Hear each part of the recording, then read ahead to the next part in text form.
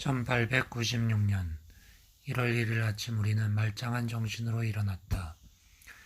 아침 식사를 위해 식탁에 둘러앉자 에밀의 고향 마을을 떠나오면서 하룻밤 묵었던 집 옥상에서 만났던 친구가 와서 자리를 함께하였다. 그는 절벽 위에 있는 사원 옥상에서 본 나의 비전을 해석해 준 일이 있었다. 여러분은 이미 우리와 함께 지냈죠. 저는 여러분이 우리와 함께 여행도 하고 생활하면서 우리를 신뢰한다는 것을 압니다. 여러분은 이곳에서 4월이나 5월까지 머무셔야 합니다. 그래서 제가 T자형 사원으로 여러분을 안내할까 합니다. 약탈자들이 남쪽에 있는 이 마을까지 습격한 일이 있었는데 그때마다 마을이 파괴되었지만 주민들은 이 사원으로 피신해서 다치지 않았다고 한다. 이 사원은 우리 친구들이 만든 것이 아니고 여러 가지 귀중한 기록물을 보관하기 위해서 마을 사람들로부터 구입했다고 한다. 사원에 보관된 기록들 중에는 이 땅에 인간이 출현할 당시로 기록 연대가 수급한 것들도 있다고 한다. 우리 친구들은 그 기록을 남긴 자들을 나갈족 또는 성형재단이라고 불렀다.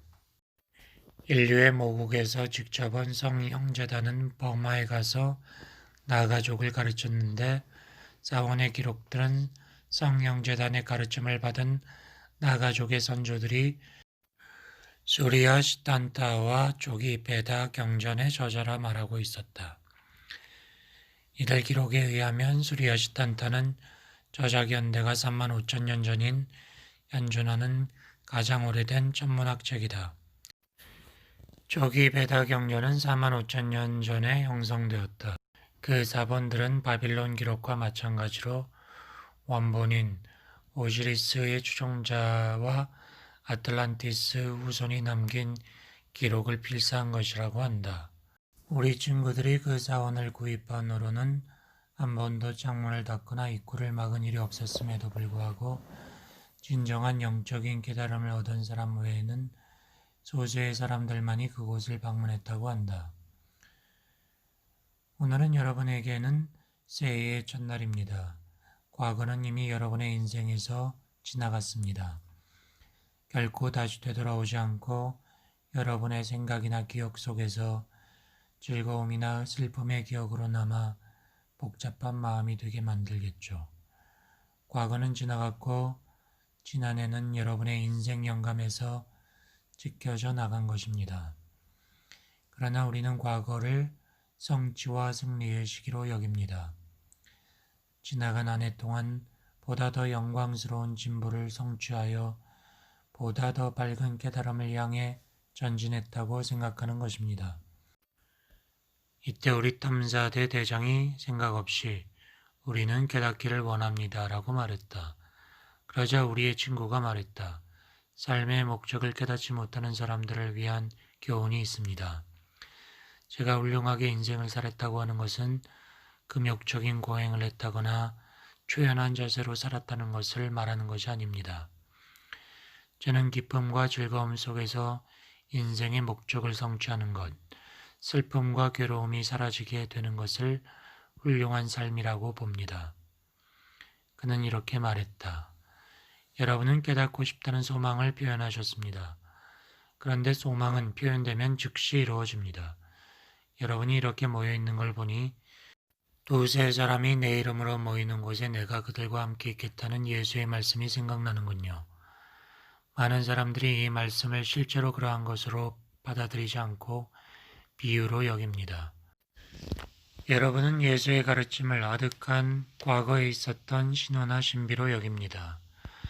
원하기만 하면 지금 여기에서 실현되는 것임에도 불구하고 죽고 나서야 얻을 수 있는 무엇으로 간주하고 생활에서 적용할 생각을 하지 않는 것입니다. 우리는 예수께서 삶을 통해서 자기 가르침을 살아있는 것으로 만들었기 때문에 그래서 그러한 사실이 사람들의 신앙심을 불러일으키기 때문에 예수를 얘기합니다. 우리가 예수에 대해서 얘기하는 것은 이것 때문입니다.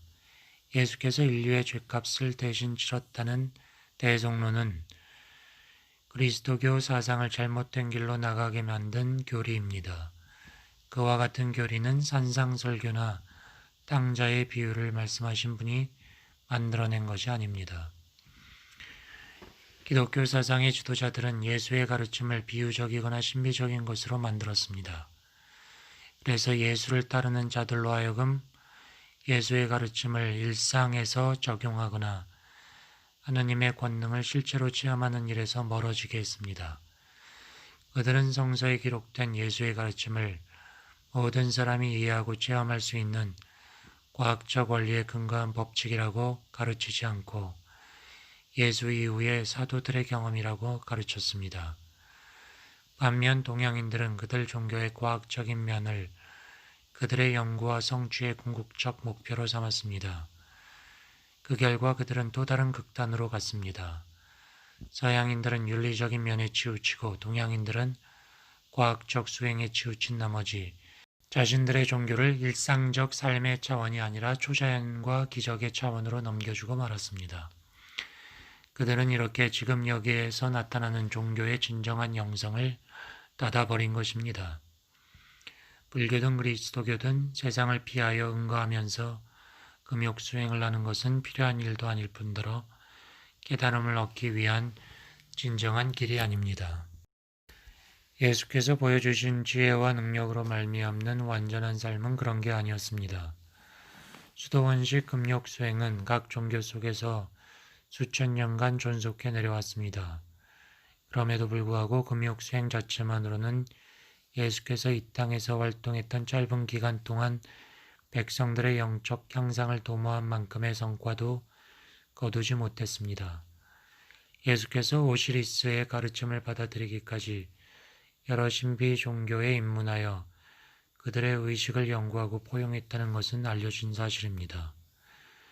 예수는 외적 종교 의식과 형식적 예배를 초월한 어떤 사제로부터 오시리스의 가르침을 전달받았습니다.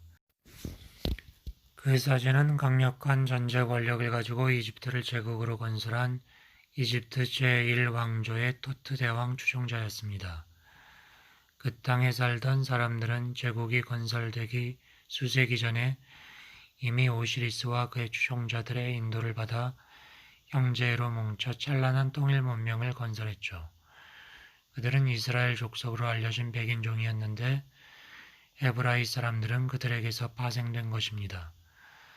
토트 대왕은 오시리스의 가르침에 따르며 지혜로운 통치를 했습니다. 그러나 토트 대왕 사후에 남방에서 올라온 피부가 검은 유목민이었던 이집트인들이 지배권을 장악했고 그와 함께 물질적인 암흑 사상이 침투했습니다. 이후 검은 종족의 암흑 사상이 세력을 확대하면서 이집트 왕조는 오시리스 가르침에서 멀어졌습니다.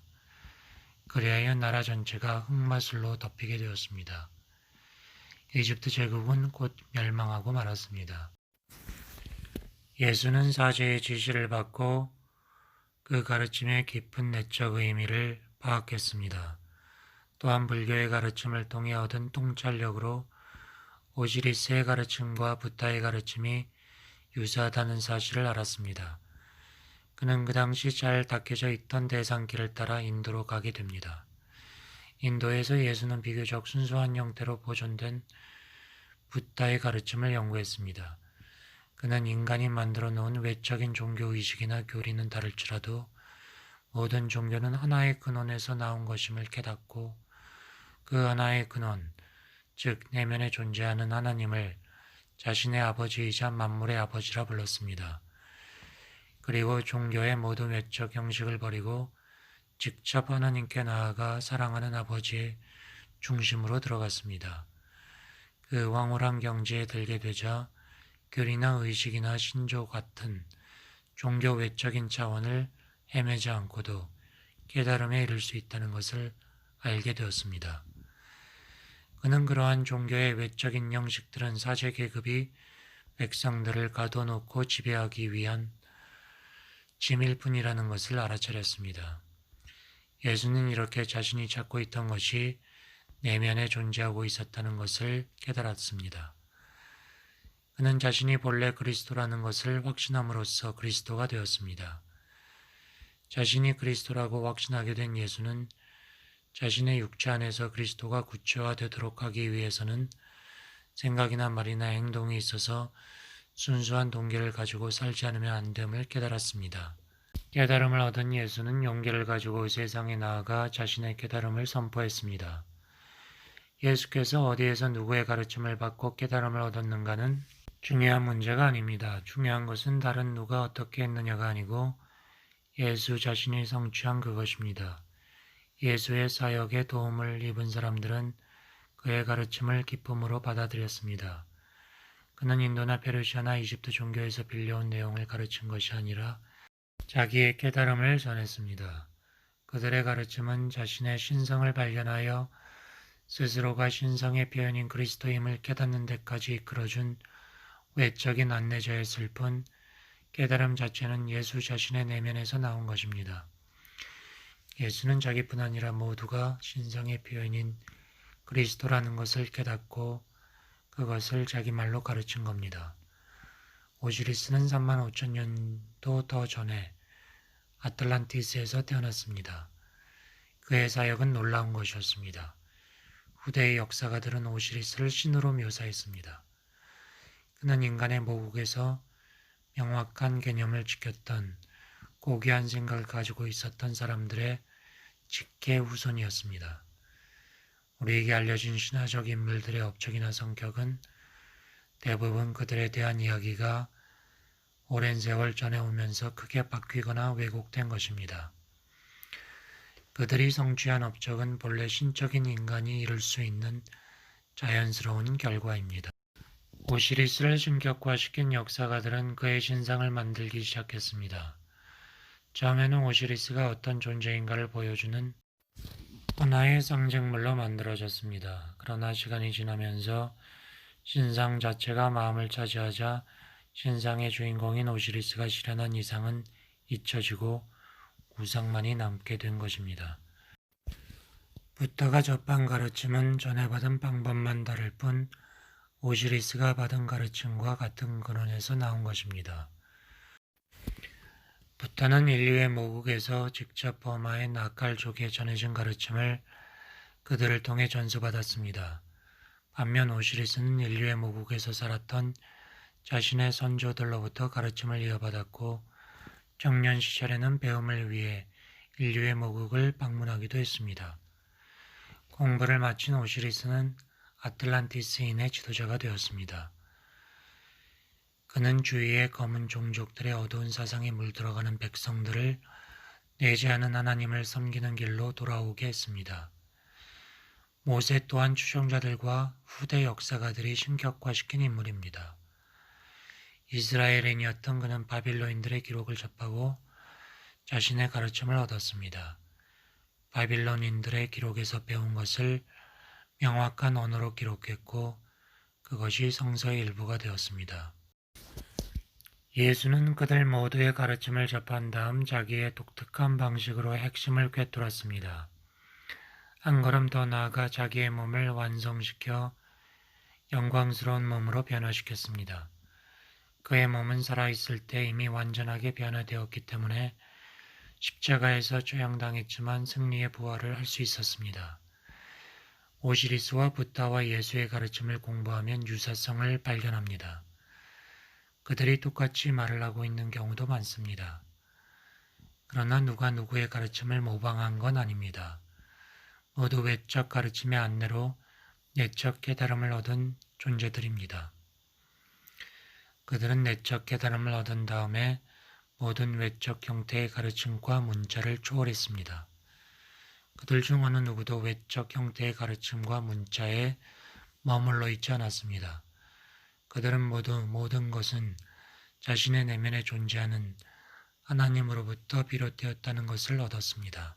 그들은 모두 추종자들이 이 세상의 왕으로 삼으려고 했지만 단호하게 거절한 공통된 경험을 가지고 있습니다.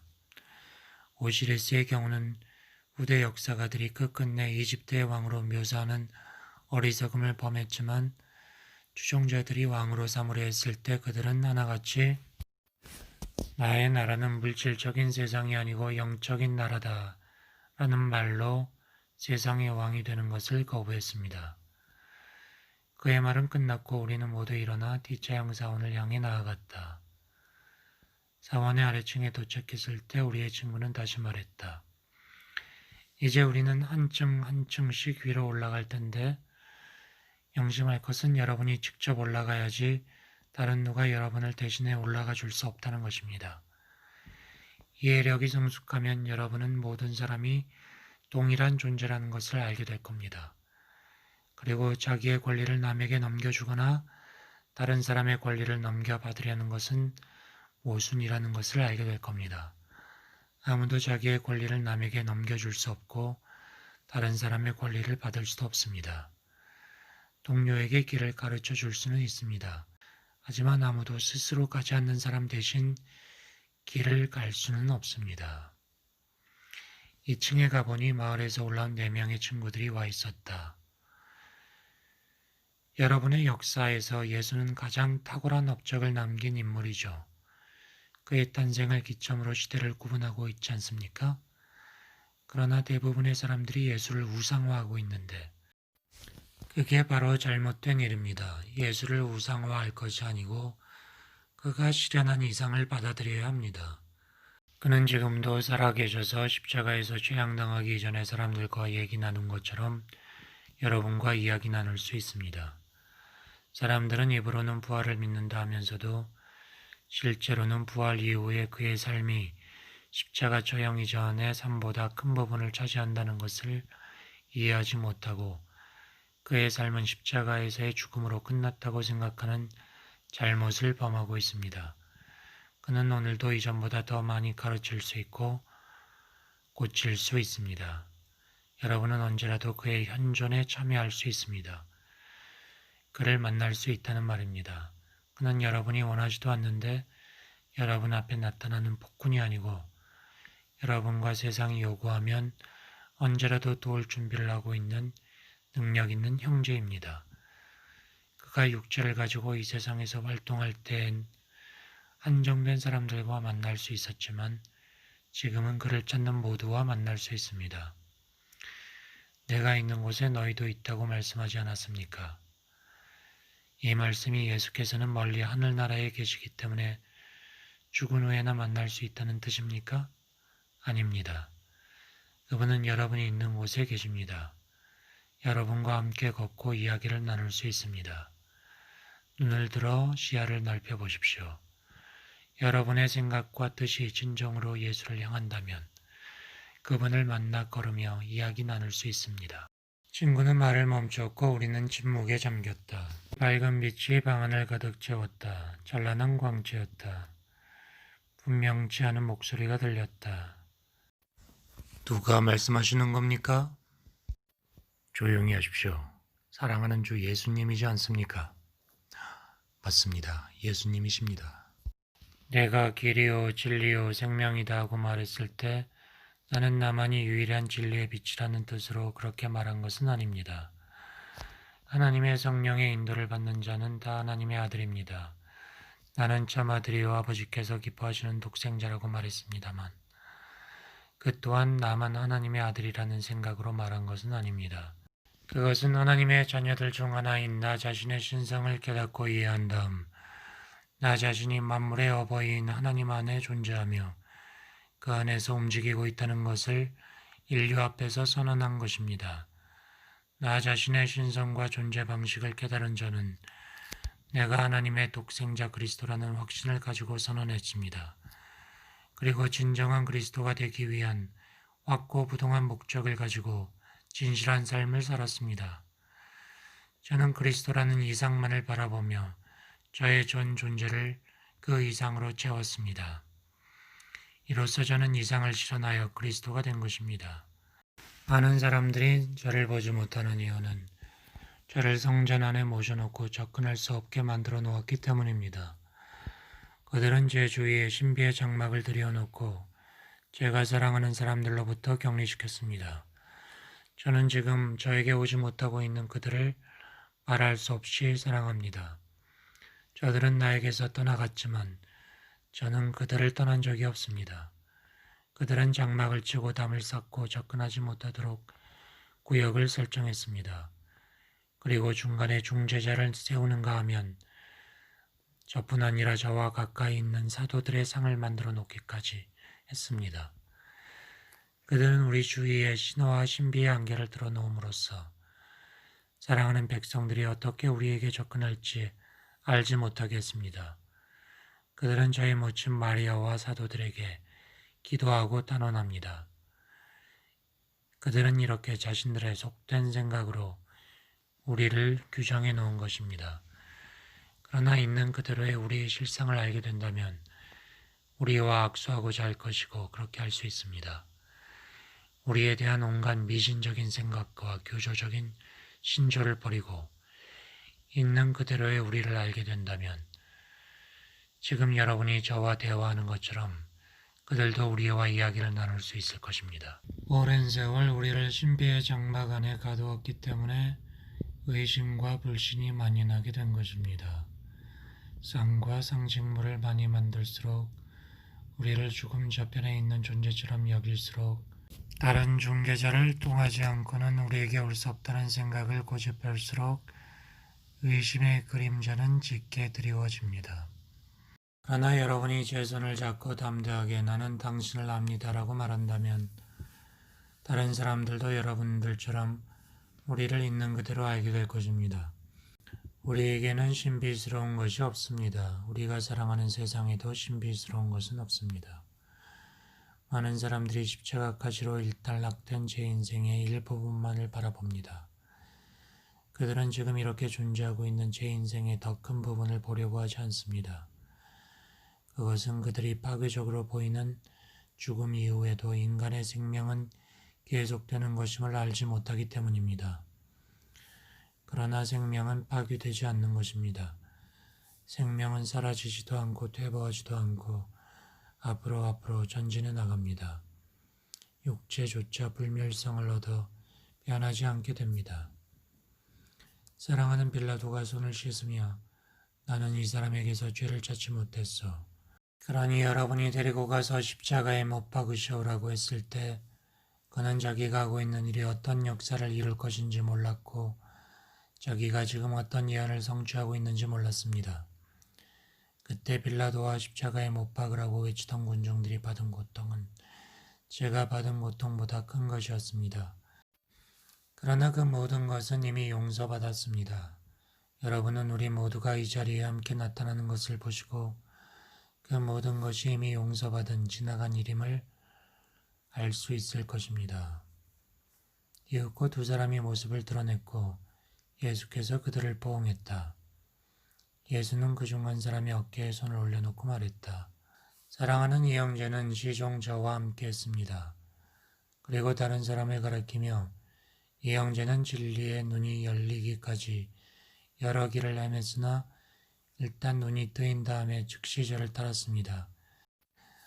그런 후 이제는 다른 사람이 앞으로 걸어 나오더니 그 자리에 잠시 서 있었다.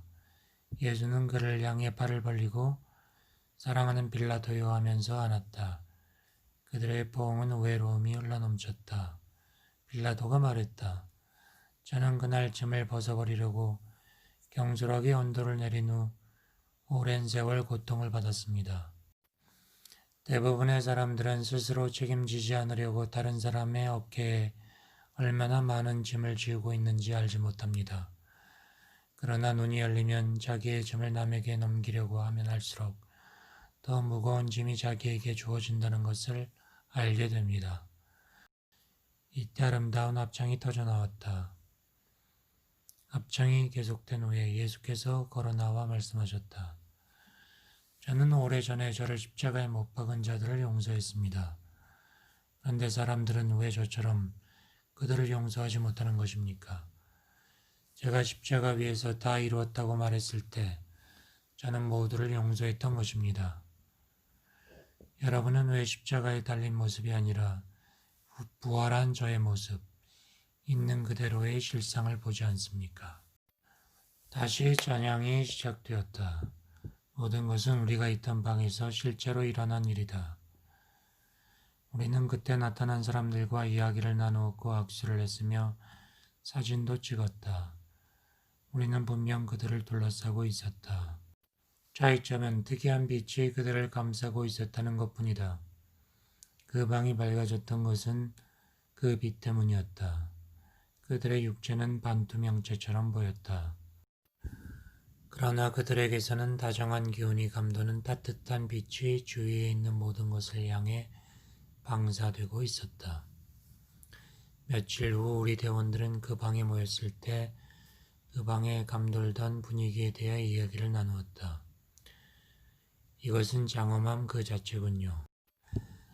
후에 그 사원을 찾아갔을 때 우리는 그 방에서 오랜 시간 머물렀는데 그 방이 성소처럼 느껴졌다. 손님들이 돌아간 뒤에 우리는 묵고있던 집에 여주인과 함께 자리에 둘러앉았다. 제 좁은 소견과 육체적인 사고방식이 더 이상 찾지 못할 정도로 완전히 산산조각 났다는 말밖에 드릴 말씀이 없습니다. 우리 모두의 생각을 대변하는 것이었다. 나의 생각과 느낌이 어떠했을지는 독자들이 상상해 보기 바란다. 여주인이 잠자리에 들기 위해 방에서 나간 후에 아무도 입을 여는 사람은 없었다. 아침 식사를 마친 뒤 우리의 여주인과 다른 2명의 여인이 우리와 함께 T자형 사원에 가게 될 것이라는 것을 알았다. 집을 나서니 2명의 남자가 우리 일행에 합류했다. 그중 한 사람이 우리 여주인에게 어린아이가 아파서 그를 찾고 있는 집이 있다고 알려주었다. 어린아이가 있는 집으로 갔다. 어린아이는 앓고 있었다. 우리의 여주인이 팔을 벌리자 아이의 어머니가 우리의 여주인에게 아이를 넘겨주었다. 아이의 얼굴이 밝아졌다. 잠들었다. 아이를 어머니에게 돌려주고 우리는 다시 사원을 향했다. 그가 말했다. 아, 사랑하는 백성들이 다른 사람에 의지하지 않고 자기들 스스로 문제를 해결할 수 있으면 얼마나 좋을까요? 저들은 평상시에는 우리의 말에 귀 기울이지 않고 멋대로 살다가 무슨 일만 생기면 우리를 부른답니다. 그것도 나쁜 일은 아닙니다만 계속 그렇게 한다면 언제 자기들 자신의 능력을 깨닫고 스스로 문제를 해결할 수 있겠습니까? 기도하기만 하면 소원이 이루어집니까? 올바른 방식으로 구하기만 하면 그렇게 됩니다. 소원을 품는 것 그 자체가 기도입니다. 예수의 기도는 모두 응답을 받았으므로 그분처럼 하는 것이 올바른 기도입니다. 올바른 방법으로 드리는 기도는 응답을 받습니다. 기도의 응답을 받으려면 분명한 법칙에 따라야만 합니다.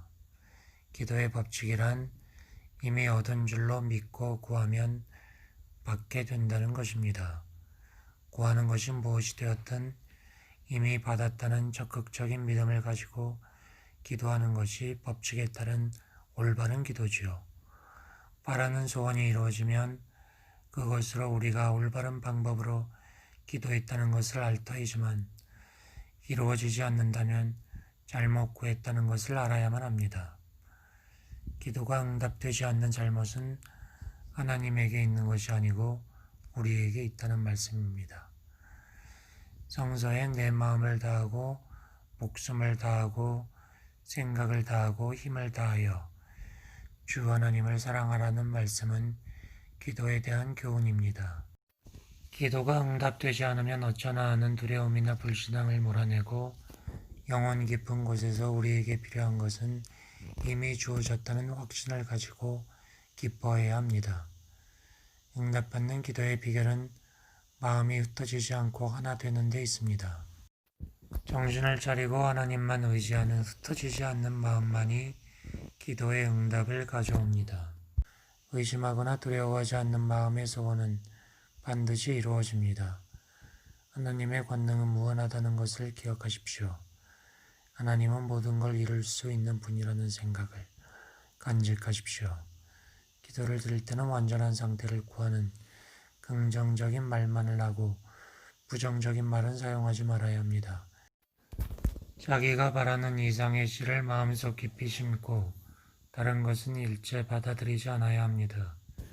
기도를 할 때는 병을 고쳐달라고 구할 것이 아니고 건강한 상태가 되기를 구해야 할 것이고 불화와 갈등에서 건져달라고 할 것이 아니라 조화로운 삶이 되기를 구해야 하며 궁핍을 면하게 해달라는 것이 아니라 풍요로움이 넘치기를 구해야 합니다. 벗어나고 싶은 불만족스러운 상황은 낡은 옷을 벗어버리듯이 마음에서 떼어내고 생각조차 마십시오. 그런 것들은 이미 지나간 것이기 때문에 기쁘게 버릴 수 있는 것입니다. 이미 버렸으면 다시는 되돌아보지 마십시오. 그것들은 이미 용서받았고 잊혀졌습니다. 먼지가 되어 생겨나기 이전 상태로 되돌아갔습니다. 그것들은 이제 실체하지 않는 것, 아무것도 아닌 것입니다. 마음속의 빈 공간을 무한한 선이신 하나님에 대한 생각으로 채우십시오. 하나님에 대한 생각이 씨가 되어 그에 상응하는 결과가 나타난다는 것을 기억하십시오. 언제 어디서 어떻게 이루어질 것인가는 하나님께 맡기십시오. 단지 구하는 순간 이미 얻었다는 확신을 가지고 감사하는 마음으로 원하는 것을 말하기만 하면 됩니다. 나머지는 모두 하나님 아버지께서 하실 일입니다. 여러분은 여러분이 하실 일에만 충실하고 하나님의 일은 하나님께 맡기란 말입니다. 확신을 가지고 원하는 것을 구하면 신이 이루어줍니다. 신의 풍요라는 생각을 지키십시오. 다른 생각이 들면 하나님의 풍요와 그 풍요에 대한 감사의 마음으로 돌리십시오. 구한 대로 이루어졌음을 믿고 감사해야 합니다.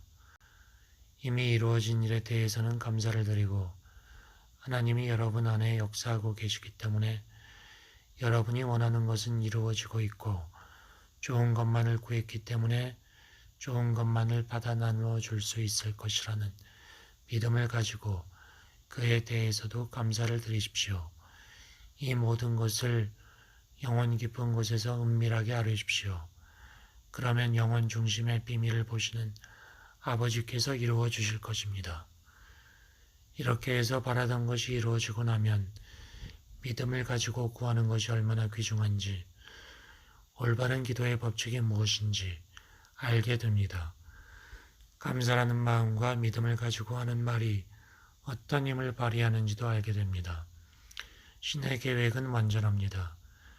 신은 우리가 생각할 수 있는 모든 좋은 것들은 물론이고 감히 상상도 할 수 없는 것까지도 부어주셨고 부어주고 계십니다. 그러므로 여러분은 이렇게 기도하십시오. 마음을 다하고 With all my heart 아버지께서 저와 하나이며 만물의 근원적 존재임을 제 마음 중심이 알고 있습니다. 당신은 전지전능하시고 만물 속의 편재에 계신 영입니다. 당신은 제 영혼의 생명이시며 저의 전 존재가 당신께 의지해 있습니다. 당신은 제 생각의 주체이십니다. 제 몸과 제가 하는 일을 통해서 당신이 나타납니다. 당신은 제가 행하는 모든 선한 일의 시작이요 끝입니다. 제 마음속에 심어진 소원은 당신의 생명에 의해 활기를 띠게 되고 때가 되면 믿음의 법칙을 통해 현실로 이루어집니다. 제가 바라는 것은 보이지 않는 형태로 영적인 차원에 존재하고 있음을 알고 있습니다. 저는 그것들이 믿음의 법칙이 완성되어 현실로 나타날 날을 기다리고 있다는 것을 알므로 제가 이미 그것들을 소유하고 있음을 알고 있습니다. 목숨을 다하고 With all my soul 아버지, 제가 지금 아뢰고 있는 소원은 제 영혼의 토양 속에 씨앗으로 심어졌고 활기를 부여하는 당신의 생명에 의해 싹이 떠 현실로 피어나고야 말 것입니다. 제 영혼이 사랑과 지혜와 진리이신 당신의 영으로 채워지기 바랍니다. 당신의 성령의 역사로 모든 사람의 유익을 위하여 구하는 저의 소원이 이루어지길 원합니다. 당신의 사랑과 지혜와 능력과 영원한 젊음이 저를 통하여 나타나게 하여 주소서. 조화와 행복과 풍요로움이 넘치게 해주소서.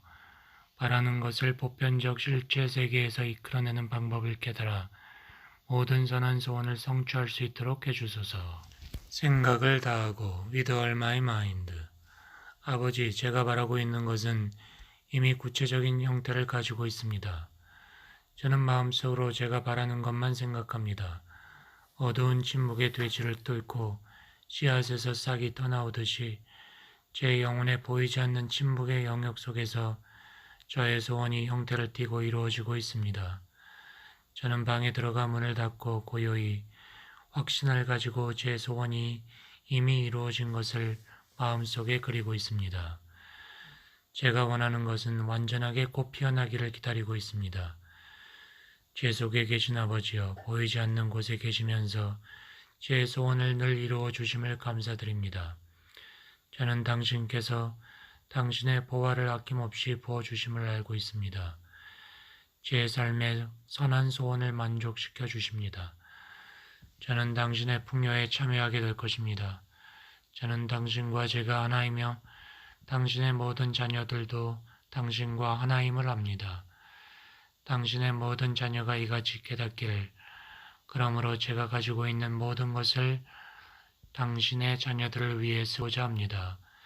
저의 모든 것을 당신에게 바칩니다. 힘을 다하여 with all my strength.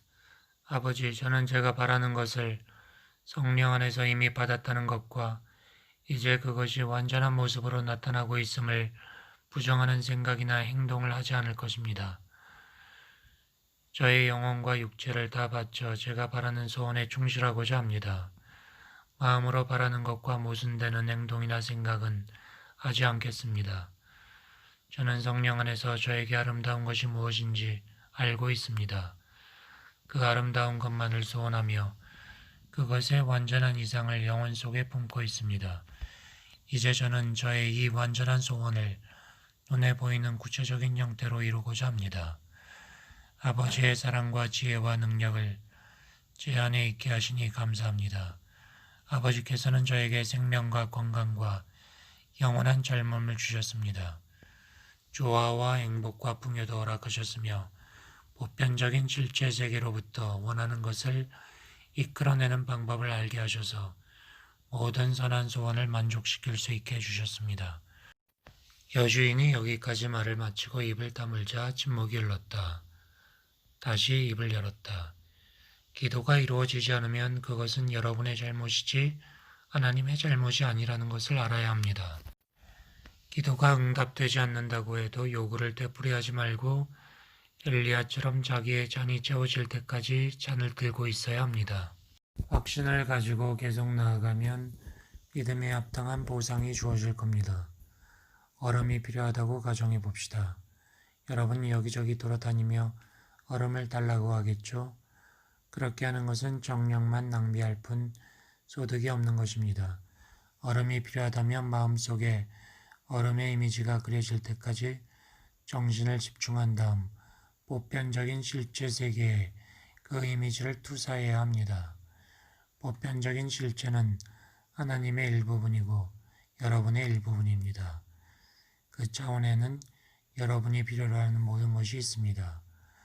그러므로 뭔가를 원하면 하느님, 즉 보편적인 실제 세계에서 여러분이 필요로 하는 것이 공급되어 나오는 것입니다. 보편적 실제 세계로부터의 공급은 고갈되지 않습니다. 얼음이 필요하다면 필요로 하는 얼음의 구체적인 이미지를 하나의 중심 입자 위에 투사시키고 얼음이 나타날 때까지 그 입자의 진동을 떨어뜨립니다.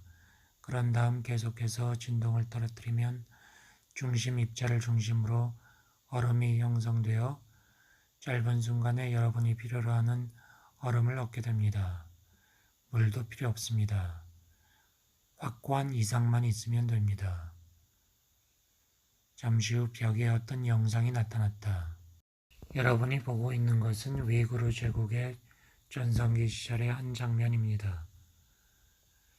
나무들이 미풍에 흔들리는 모습도 보이죠? 사람들을 못살게 굴고 땅을 황폐하게 만드는 바람도 없습니다. 귀 기울이면 저들이 말하는 소리도 들을 수 있습니다. 여기 나타난 영상은 2분 정도의 간격으로 장면이 바뀌면서 계속되었다. 우리의 모습과 비슷한 영상이 나타나더니 갑자기 우리 대원 3명의 모습이 나타났다. 우리는 그 장면이 10년쯤 전에 남아메리카의 어떤 지역에서 실제로 있었던 일이라는 것을 알았다. 우리는 상념의 진동을 끊임없이 대기 속으로 방사시키고 있을 뿐만 아니라 과거에 방사된 상념의 진동을 모을 수도 있습니다. 그래서 지금 보고 계신 것처럼 어떤 사건이 일어났던 상황을 재현할 수 있는 거죠. 여러분에게는 이것이 매우 경이스럽게 보이겠죠. 하지만 사람들은 머지않아 지금 보고 있는 것과 비슷한 작용을 하는 기계를 발명하게 될 것입니다. 아마 고도로 발달된 기계적인 기술을 통해 동영상을 개발하게 될 소수의 사람들은 동영상이 가지고 있는 진정한 영적 의미, 교육적 가치와 유익함을 깨닫게 될 것입니다. 가능성의 영역에 도전하여 바라던 것을 이루어낸 그들은 자기들이 만들어낸 영상 기술을 세상에 공개함과 아울러 한 걸음 더 전진해 나갈 용기를 낼 것입니다. 그들의 생각은 물질 차원에서 구체화될 것입니다. 그들이 개발해낼 기술과 기계는 참된 영적인 이상의 실현이라는 점에서 지금까지 여러분 나라 사람들이 만들어낸 어떤 것보다 강력한 것이 될 것입니다. 이렇게 본다면 극단적으로 물질적인 것처럼 보이는 사람들의 손에 진정한 영적인 것의 운명이 달려있는 것이죠. 여러분은 물질이라는 것이 영적 차원에 둘러싸여 있다는 것을 발견하게 될 것입니다. 영적 차원에는 법칙이 있고 그 법칙에 따라 살면 은혜를 받게 되는 것을 알게 될 것입니다. 영적인 것이 물질 위에서 물질을 감싸고 있기 때문에 영적인 법칙에 따르면 물질적인 복은 저절로 임합니다. 그러면 영적인 것이라 해도 기계나 물질 이상으로 신비한 그 무엇이 없다는 것을 알게 되겠죠. 여러분이 지금 기계와 물질을 극복해 나가고 있는 것처럼 영적 차원도 빠른 시간 안에 극복하게 될 것입니다. 이때 노인이 섭판을 한 장 꺼내서 나무 거리에 올려놓았다. 많은 사람들은 훈련을 목적을 성취하기 위한 수단으로 바라보지 못하는 중대한 잘못을 범하고 있습니다. 어떤 목적이 성취되면 그 상태에서는 거기까지 오도록 만든 훈련은 더 이상 필요치 않게 된다는 사실을 알지 못하고 있습니다. 일단 어떤 목적이 성취된 상태에서 더 전진해 가길 원한다면 그 상태에 잠시 머물면서 성취한 것을 잠재의식이라고 불리는 자신의 창고에 저장하는 것이 좋습니다. 그런 다음 자기가 바라는 다음 목적을 이루기 위한 훈련을 해야 합니다. 그러나 그 목적도 이루게 되면 거기까지 이르도록 한 훈련도 버려야 합니다. 이런 식으로 궁극적인 목적지를 향해 한 단계 올라가는 거죠. 그러면 훈련이란 위로 올라가기 위한 계단에 불과함을 알게 됩니다. 여러분이 밟고 올라온 모든 계단을 꼭대기까지 지고 올라가려고 하는 것은 어리석은 짓입니다. 지고 가기 위해 아래층 계단을 빼낸다면 위에 있는 계단들이 무너질 것입니다.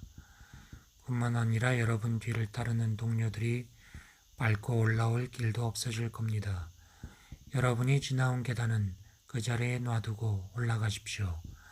그러면 계단들이 여러분이 앞으로 올라갈 위에 있는 계단을 터받쳐 줄 것입니다.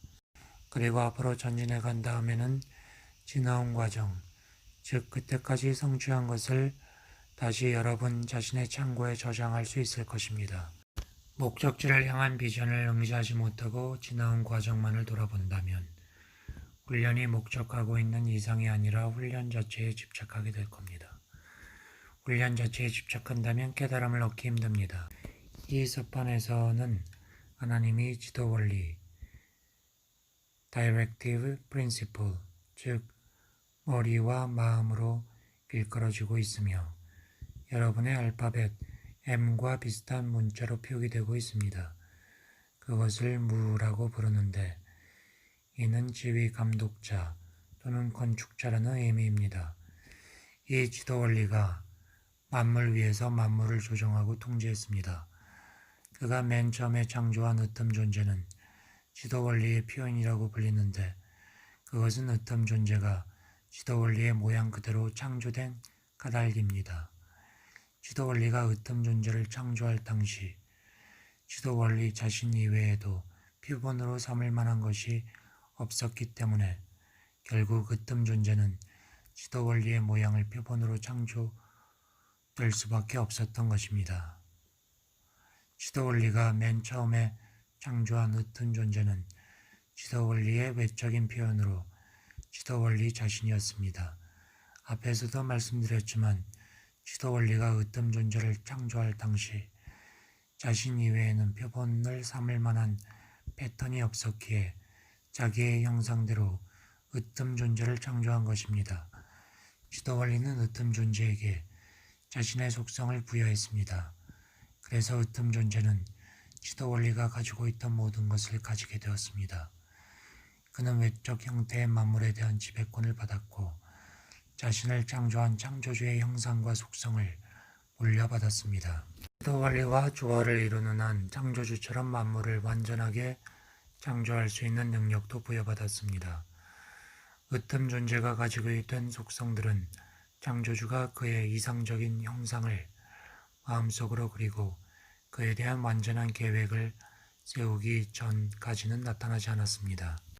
창조주는 자신의 피조물인 으뜸 존재가 자기의 속성을 부여받고 그것을 외부로 표현할 수 있는 존재가 될 때까지 자신의 이상 속에서 그 모습을 그려나가고 있습니다. 그래서 으뜸 존재는 자신에 대한 창조주의 완전한 이상화 작업이 끝나기 전까지는 이 세상에 나타나지 못했습니다. 그러나 창조주의 이상화 작업이 끝났을 때 으뜸 존재는 이 세상에 출현하여 주 하나님이라는 칭호를 얻게 됩니다. 그가 맨 처음 세상에 나타나 거주하던 곳이 무라고 불리는데 그곳이 후에는 세상의 요람 또는 어머니로 일컬어졌습니다. 지금까지 내용은 여러분이 이해하실 수 있도록 제가 여러분의 언어로 번역한 것입니다. 그러나 여러분이 이 섭반의 언어를 공부하여 여러분의 언어로 번역할 수 있다면 더 자세한 내용도 알 수 있을 겁니다. 제가 내용을 말씀드린 것은 앞으로 이 섭반 기록을 번역할 때 지침이 되었으면 하는 생각에서입니다. 저는 여러분이 여러분 나름대로의 연구와 생각으로 이미 가지고 있는 결론을 바꾸라고 강요하고 싶지 않습니다. 그 점은 여러분도 이해해 주실 걸로 믿습니다. 제가 바라는 것은 여러분이 가지고 있는 결론을 접어두고 색안경을 벗은 상태에서 이 방면을 깊이 연구했으면 하는 것입니다. 이 방면의 연구가 깊어진 다음에는 원한다면 언제라도 지금 가지고 있는 결론을 다시 취할 수도 있지 않겠습니까? 저는 여러분의 생각에 방해되고 싶은 생각은 없습니다. 모든 훈련은 어떤 결론에 도달하기 위한 외적인 길일 뿐입니다. 목적지에 도달하지 못한다거나 구하던 것을 얻지 못한다면 그를 위한 훈련은 쓸데없는 짐이 되어버리는 거죠.